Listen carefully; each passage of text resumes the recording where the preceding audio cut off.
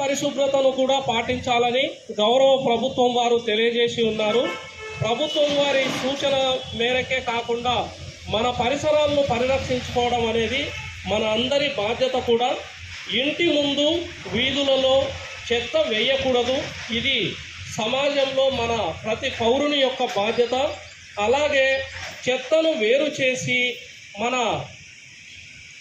Municipal పరిధిలో ఉన్నటువంటి municipal కార్మికులు లేదా పారిశుద్ధ్య కార్మికులకు మాత్రమే అందించాలి.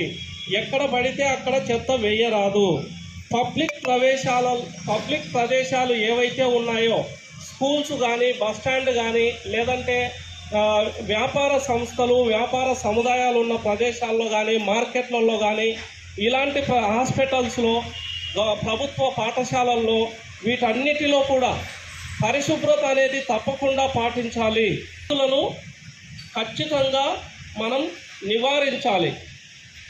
ఇది ఈ నెల వ్యక్తిగత మరియు సమాజ పరిశుభ్రతకు సంబంధించిన స్వర్ణాంధ్ర స్వచ్ఛాంధ్ర ప్రోగ్రాం. పరిశుభ్రత మన బాధ్యత, ఆరోగ్యం మన సంపద అనేది దీని నినాదం.